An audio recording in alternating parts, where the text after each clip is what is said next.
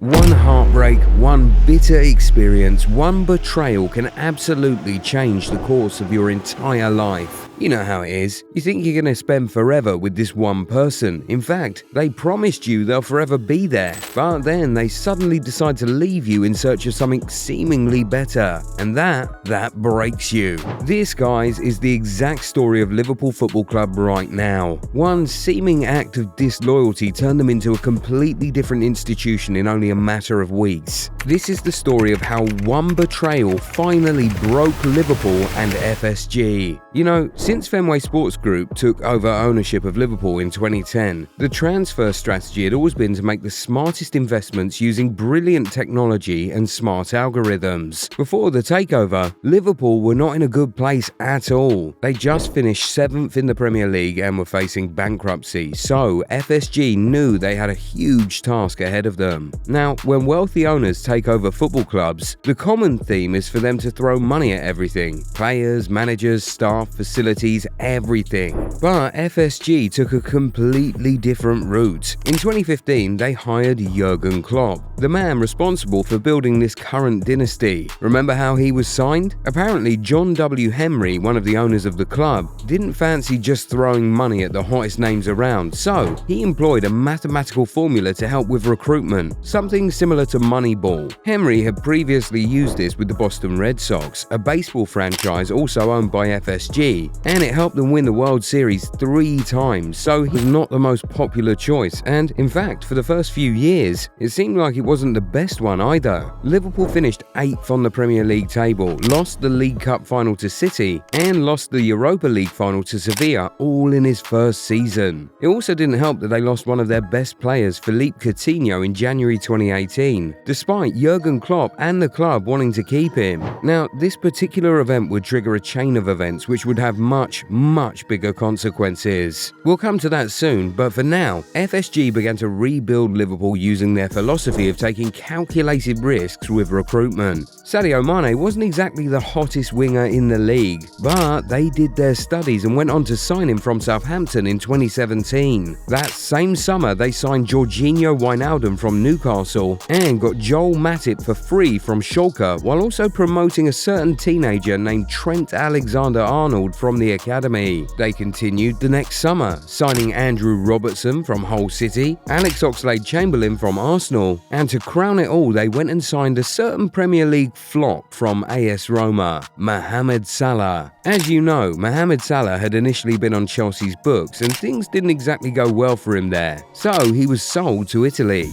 Everyone said that Liverpool was stupid to have spent 42 million euros on a player who'd already flopped in the Premier League. What the heck were they thinking? How was this ever gonna work? Well, as you know, it worked an absolute treat. Salah's first season was so incredibly successful, but there were still some doubters who said he was nothing more than a one-season wonder. Well, that one-season wonder has been leaving the entire league in wonderment for more than 8 years now. In January 2018, Liverpool spent almost 85 million euros on a soon-to-be 27-year-old defender from Southampton, and once again, they were called silly. Everyone said that was too much money to spend on a player who'd not proven himself at a top Premier League club, and even if he did come good, he would not be at the required level for many years. Well, guess what? That same man nearly beat Lionel Messi to the Ballon d'Or the following year. The smart recruitment didn't stop there. In summer 2018, Liverpool went back to Roma and made a certain Brazilian the most expensive goalkeeper in football history at the time. Again, it wasn't popular, but Liverpool stuck by it. Thanks to their risky recruitment, Liverpool were able to go from being so deep in the trenches to winning the Champions League once again and winning their first ever Premier League title. Even when they didn't win, they always came super close, twice missing out on the Premier League title by just 1 point and twice losing in the Champions League final. There was absolutely no doubt about it. They were back to being one of the best clubs in the world, and much of that was thanks to their risky but very calculated recruitment style. But fast forward to 2025, everything seems to have changed. They broke the Premier League transfer record to sign Florian Wirtz for 125 million euros, signed Hugo Ekitike for 95 million euros, spent a combined 87 million euros on Kerkez and Frimpong, and in this same window, sent a bid worth a total of about 170 million euros to Newcastle for Alexander Isak. This is definitely not the Liverpool we're used to. Big club, arguably the biggest in England. But that doesn't exactly reflect in the transfer windows. First of all, they don't always get the players they want, from Bellingham to Caicedo to Tchouaméni and Lavia. But worse still, they seem to always lose their best players to fellow big clubs. They lost Xabi Alonso to Real Madrid in 2009, Javier Mascherano to Barcelona in 2010, Fernando Torres to Chelsea in 2011, and Luis Suarez to Barcelona in 2014. You could say that these players left when Liverpool were going through hard times, but even when they started to get good again under Klopp, the trend didn't stop. They lost Coutinho to Barcelona in 2018, and they just lost Luis Diaz to Bayern Munich. But out of all of these exits, the one which hit them the hardest was that of Trent. That one absolutely changed everything. This was a boy they called their own, one who had been at the club for 20 years, who had said it was his dream to remain at the club forever and one day captain the club. And it wasn't about money, because he was duly compensated as the third highest paid player at the club. Yet he chose to leave the club just like that. And not only did he leave his boyhood club, he left for free. So they made nothing from the sale. Well, apart from the miserly 10 million euro fee Real Madrid paid to have him play at the Club World Cup, Trent's decision stunned Liverpool. In a year when 3 top players were offered renewals, it ended up being the Dutchman and the Egyptian who put pen to paper, while the Liverpudlian kid, who had been a Red since 2004, decided to run down his contract and leave for free. And to make things worse, he was sneaky about the whole thing. He was hanging around with the Real Madrid squad a year before he signed, and in fact, his perfect Spanish on the day he was announced showed that he'd made his mind up a long time ago to leave Liverpool and join Real Madrid. At least you could say Coutinho, Suarez and Torres left to win trophies, but Trent had already won it all at Liverpool, and he could win so much more and cement himself as a club legend, but he still chose to leave. It probably made FSG and Liverpool think, are we not a big club? What's the point in recruiting smartly when, after dedicating years of hard work and patience to help these players develop, they'll turn around and leave us? They decided that those days are gone. Using the mathematical model surely benefited them a lot. They won the Premier League, the Champions League and multiple domestic cups. But to get to that point, they had to be patient with the project, losing the first 4 finals under Klopp. But Trent's exit has shown them that these players around which they look to build their projects could up and leave at any time. So it's better they spend big on ready-made players who'll start delivering right away. It's why they broke the league record for Wirtz instead of hoping on the development of Harvey Elliott. It's why they bought Frimpong instead of having faith in academy product Connor Bradley. It's why they sold Jarell Quansah and are in the market for a more established centre-back. This is the reality. The Trent betrayal broke Liverpool and FSG and has forced them to change their entire philosophy. A new Liverpool era has just begun, and we all have Trent to thank for it. How many more players do you think Liverpool will sign before the transfer window closes? Tell us in the comments. If you enjoyed this video, give it a thumbs up and subscribe to the channel.